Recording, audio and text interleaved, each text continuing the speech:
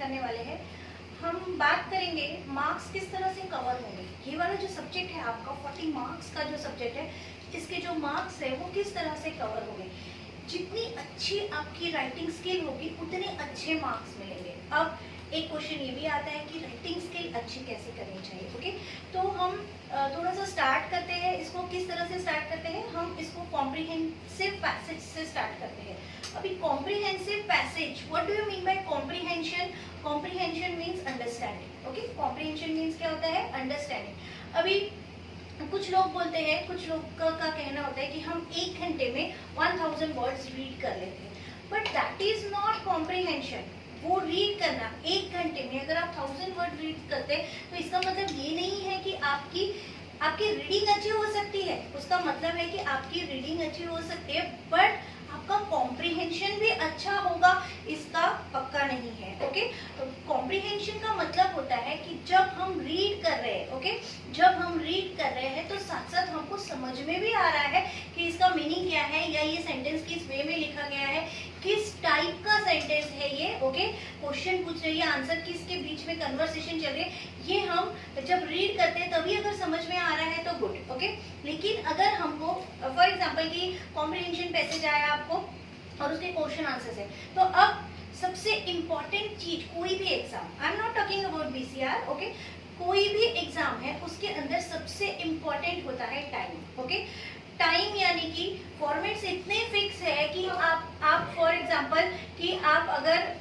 एक comprehensive passage पढ़ रहे हैं तो फिक्स है कि आपको इतना ही टाइम लगना चाहिए, इसके लिए इतना ही टाइम है। ओके, तो इस तरह से अगर टाइम फिक्स है तो सबसे इम्पोर्टेंट है एग्जाम किस चीज पे बेसिस होगी, तो टाइम मैनेजमेंट पे बेसिस होगी।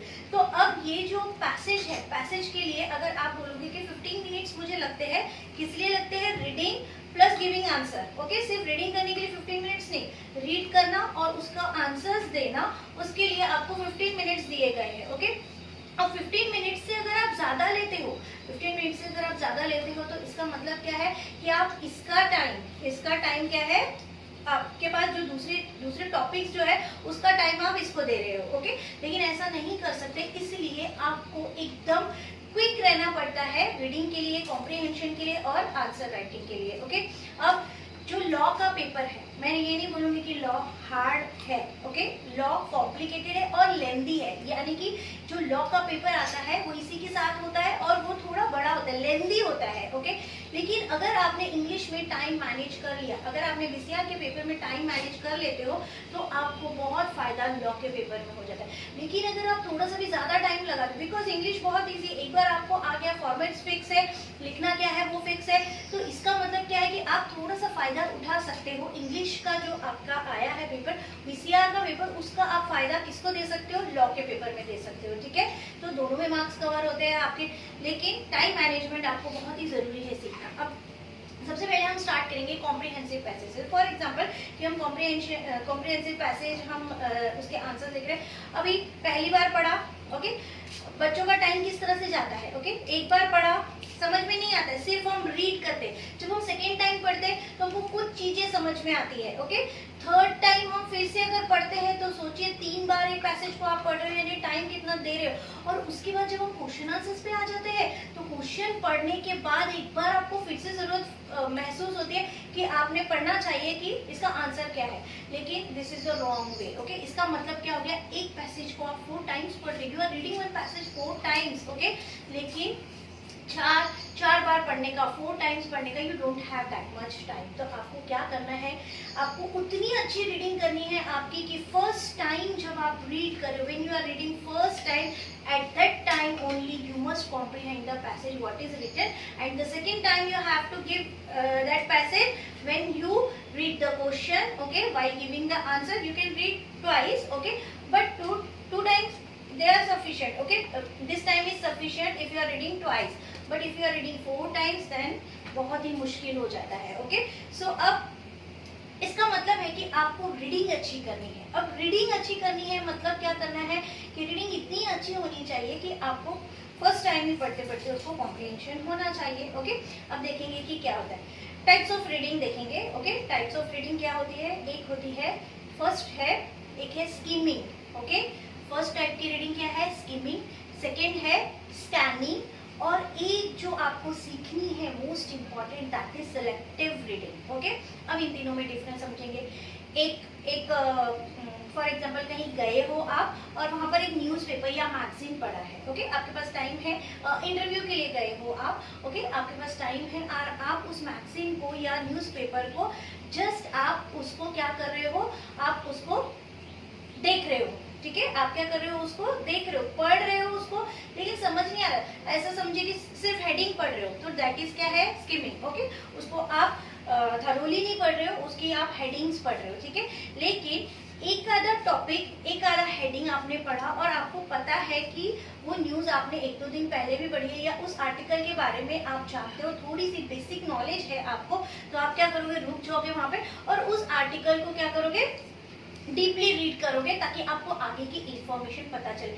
लेकिन आपका इंटरेस्ट कब आया उसके अंदर, आपका इंटरेस्ट उसके अंदर तब आया जब आपको इससे पहले, ये फर्स्ट टाइम नहीं है वो टॉपिक पे पढ़ने का, इससे पहले आपने उसकी बेसिक इंफॉर्मेशन आपके पास थी, तभी आपके पास इंटरेस्ट आया कि आप उसको डीपली आपने पढ़ा। ओके, दैट इज क्या है, स्कैनिंग। ओके, और एक थर्ड टाइप देखेंगे, थर्ड टाइप जो आपको सीखना है that is selective reading. Now what do you mean bye selective reading? Selective reading का मतलब होता है, जैसे आपने देखा होगा बहुत सारे लोगों को नॉवेल्स पढ़ने का शौक होता है, बुक्स रीडिंग का शौक होता है, तो 500 पेजेस की बुक है, ओके, 500 पेजेस की बुक है, वो कुछ लोग उसको पढ़ने में 1 महीना लगाते हैं, कुछ 4 महीने लगाते हैं, लेकिन कुछ लोग उसको 7 डेज में पढ़ लेते हैं और कुछ 7 या 8 आवर्स में भी पढ़ सकते हैं। अब 7 और 8 आवर्स, 7 और 8 डेज, 1 मंथ, 4 मंथ, इसमें तो बहुत बड़ा डिफरेंस आ गया। ओके, तो कैसे कर पाते हैं वो सिलेक्टिव रीडिंग? एक एग्जांपल लेते हैं, जैसे कि मुझे डिटेक्टिव सीरियल्स देखने का शौक है, ठीक है। अगर मैं डिटेक्टिव सीरियल्स देख रही हूँ और मैंने टीवी ऑन किया और उसको बीच में से कोई ऐसा एक एपिसोड आ रहा है, उसको बीच में से मैंने देखना शुरू किया, क्योंकि मुझे इंटरेस्ट है, मुझे उसके बेसिक चीजों के बारे में मालूम है, तो मुझे क्या होगा, बीच में से भी इंटरेस्ट आता है और मुझे पता चल जाता है कि कुछ तो भी ऐसा हुआ होगा, एक आधा मर्डर हुआ होगा और उसकी इन्वेस्टिगेशन चल रही है और एक आधा प्रूफ मिला होगा, तो उस बेसिस पे ये लोग आगे की इन्वेस्टिगेट करेंगे, आगे उसको, मुझे इंटरेस्ट आ गया। लेकिन कोई भी ऐसा एक आधा दूसरा सीरियल या एक आधा ऐसा कोई टॉपिक जो मैं देख रही हूँ बट मुझे उसके बेसिक इन्फॉर्मेशन नहीं है, तो क्या मुझे उसके अंदर इंटरेस्ट आएगा, नहीं आएगा। तो इसका मतलब है कि सबसे पहले हमको रीडिंग में इंटरेस्ट के टॉपिक्स लाने पड़ते हैं। ओके, अब आप बोलोगे कि एक ही टॉपिक, जैसे मुझे डिटेक्टिव सीरियल में इंटरेस्ट है तो मैंने वो ही पढ़ लिया, लेकिन आप एज अ स्टूडेंट क्या एक ही टॉपिक में इंटरेस्ट आ सकता है? नहीं। ओके, तो इसका मतलब है ऑथर्स के बारे में पढ़ना। टॉपिक का मतलब यहाँ पे क्या हो रहा है, ऑथर्स के बारे में पढ़ना। ये जो ऑथर्स है ये अलग अलग चीजों पे, अलग अलग टॉपिक्स पे, या उनका एक थीम होता है पर्टिकुलर, उनकी सिग्नेचर राइटिंग होती है कि इस तरह से ही लिखते हैं। लेकिन एटलीस्ट आपको रीडिंग अच्छी होने के लिए 5 to 6 ऑथर्स के बारे में आपको रीड करना पड़ता है, यानी कि उनसे रिलेटेड उनकी जो बुक्स उन्होंने लिखी है कि वो किस टाइप की बुक लिखते हैं, उसका मटेरियल क्या होता है, उसका प्लॉट क्या होता है, ओके, उसमें उनकी थीम क्या होती है, ये सब चीज़ों के बारे में एटलीस्ट 4 to 5 ऑथर्स के बारे में आपको, अगर अच्छी करनी है अपनी रीडिंग, तो 4 to 5 ऑथर्स के बारे में आपको पढ़ना पड़ता है। और उसके अलावा जो चीज़ें होती है वो होती है जनरल नॉलेज के क्वेश्चन है ना, पैसेज में क्या क्या आ सकता है। हम बेसिकली ये देखने की कोशिश करें कि आपका रीडिंग फास्ट हो, तो हमको ये जानना जरूरी है कि पैसेज में क्या क्या आ सकता है। तो एक तो ऑथर्स के बारे में लिखते हैं, ओके, डिस्कवरीज के बारे में जनरली क्या आता है, डिस्कवरीज के बारे में जो हो चुकी है, क्या बोलते हैं इसको, अभी का जो चल रहा है, ओके, करंट अफेयर्स के बारे में आता है, करंट अफेयर्स अभी बहुत सारे हैं लेटेस्ट, ओके, तो हमको बेसिकली उसका सर्कमस्टांसेस क्या हो सकता है, किस टाइप का पैसेज आ सकता है, वो हमको जानना जरूरी है ताकि हमारे लिए इजी हो जाए आंसर्स देना। Got it? वाला पर्टिकुलर जो वीडियो है वो आज सिलेबस का डिस्कशन है, ओके। अभी एक और टॉपिक जो है वो है precis writing. What do you mean by precis writing? Precis means summary, okay. जैसे हमने स्कूल्स में, कॉलेजेस में देखा है कि हम कोई भी एक बड़ा पैसेज दिया है उसको समराइज करते हैं, तो सेम प्रेसी भी वैसी ही होती है। पर्टिकुलर उसमें फिक्स होता है कि इतने ही वर्ड्स होने चाहिए, इससे ज़्यादा, वो उसका डिस्कशन हम बाद में करेंगे। तो प्रेसी राइटिंग इनडायरेक्टली क्या है, समरी राइटिंग, ओके।